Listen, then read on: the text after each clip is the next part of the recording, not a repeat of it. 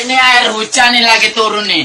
Nih, kalau air hujan itu di mana-mana turun, itu dimasukkan ke dalam tanah, bukan bikin gorong-gorong dimasukkan ke dalam laut. Di mana-mana di seluruh dunia air hujan itu dimasukkan ke dalam tanah, bukan bikin gorong-gorong yang besar dimasukkan ke dalam laut. Itu melawan sunatullah namanya. Iya. Jadi keliru kalau begitu. Air hujan itu dimasukkan ke dalam tanah. Nih, masukin nih sekarang. Oh, gimana mau masukin itu melawan sunatullah. Yang bener tuh begitu. Tahu nggak? Cak Suroto Cendrawasih Cengkareng Barat DKI. War, oke. Number 1. Sekarang yang terjadi beberapa tahun ini, itu curah hujannya melampaui kapasitas. Seperti kemarin misalnya. Kemarin itu curah hujannya 226. 2 kali lipat kapasitas sistem drainase kita. Itu curah hujannya melampaui kapasitas. Itu curah hujannya melampaui kapasitas. Number 2.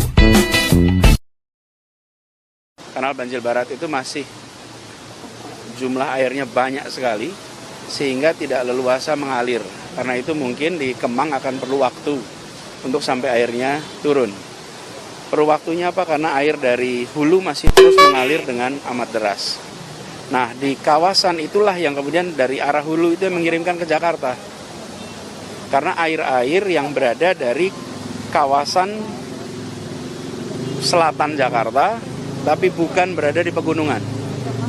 Jadi arah dari hulu datang ke kita. Yang kemudian dari arah hulu itu mengirimkan ke Jakarta. Yang kemudian dari arah hulu itu mengirimkan ke Jakarta. Number 3. Ya, jadi benar bahwa yang masuk banyak seperti Kemang misalnya, itu adalah Kali Krukut. Kali Krukut ini hulunya di Depok. Jadi ketika di Depok terjadi hujan yang amat deras, maka aliran air itu masuk ke Krukut, kena Jalan Kemang, Jalan Tendean, kemudian bahkan sampai di Jalan Jenderal Sudirman yang sungai Krukutnya sangat lebar, itu pun airnya meluap. Jadi luapan ini memang kiriman dari luar, dan kami memang bertanggung jawab kepada sungai-sungai yang di dalam Provinsi Jakarta, hulu sampai hilir. Ketika sungai itu antar provinsi, hulunya di luar Jakarta, maka tanggung jawab ini ada pada Kementerian PUPR.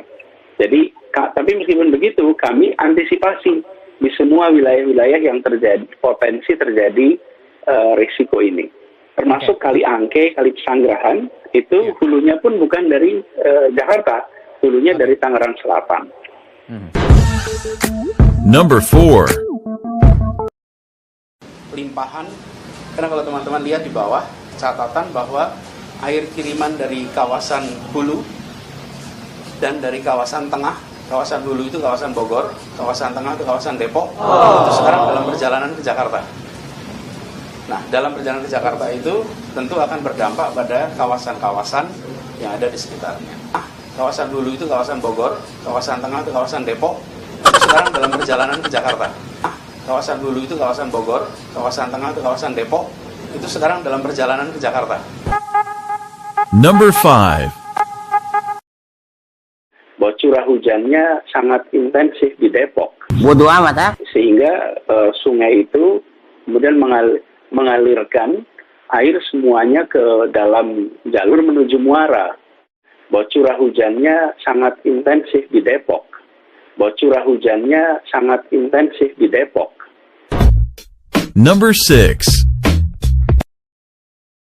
Karena saya terus garis bawahi, selebar apapun sungai dibuat, kalau air yang turun di hulu tidak dikendalikan sebelum masuk ke kawasan perkotaan, maka akan selalu terjadi limpahan seperti ini.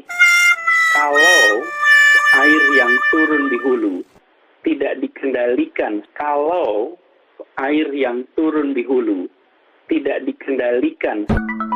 Number 7. Nomor 1 kita lihat potret satelit dari BMKG bahwa hujannya itu terjadi di kawasan sekitar Depok. Bukan berada di kawasan puncak. Karena itu di Katulampa angkanya nggak tinggi. Makanya kalau perhatikan jangan lihat angka di Katulampa, tapi lihat di pintu air Depok. Nah, di kawasan itulah yang kemudian dari arah hulu itu yang mengirimkan ke Jakarta. Karena air-air yang berada dari kawasan selatan Jakarta, tapi bukan berada di pegunungan. Jadi arah dari hulu datang ke kita. Jadi itu situasinya. Jadi dari tadi pagi pun kita tidak pernah menggunakan angka Katulampa. Dari tadi pagi kita selalu memperhatikannya angka Depok. Karena peta curah hujannya dari pantauan satelit terjadinya di kawasan Depok, kemudian kawasan Banten, dan kawasan Bekasi, tapi bukan di pegunungan, gitu ya. Maka terjadinya di kawasan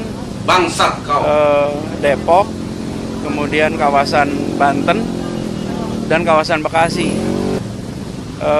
Depok, kemudian kawasan Banten, dan kawasan Bekasi.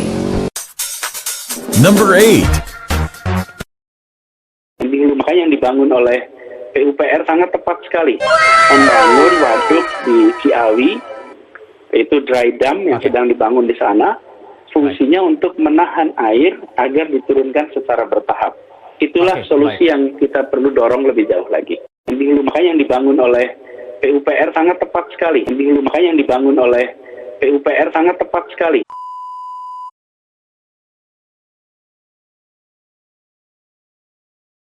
Ya, banjir di Jakarta itu kan banyak hal ya. Betul bahwa ada yang dari hulu. Tetapi catatannya adalah di Katulampa itu paling tinggi siaga 3. Nah, Jakarta biasanya banjir itu di siaga 1. Nah, ketika siaga 3 sudah banjir di Jakarta, berarti volume di Jakartanya yang tinggi. Gitu. Itu catatan pertama. Yang kedua, bicara hulu kan bukan hanya sekedar kiriman dari Bogor atau Puncak, tetapi das menuju ke hilirnya. Ya, saya sudah menyurati Pak Gubernur waktu itu, temuan kami dari ekspedisi Ciliwung yang sebetulnya harus menjadi perhatian bersama. Ya, banyak perumahan liar, banyak limbah dan lain-lain gitu. Jadi persoalan banjir ini sekali lagi nggak bisa dadakan, tidak bisa ditangani ketika musim hujan saja, harus terintegrasi semua dari hulu ke hilir. Gitu. Dulu sebelum kamu datang ke sini, banjir tidak segini besarnya. Tapi setelah kamu datang, banjir meluas kemana-mana. Jangan sembarangan ya. Kenyataan dong. Dana banjir saya kurangi memang. Kamu tahu untuk apa? Enggak. Beli lem. Mikir.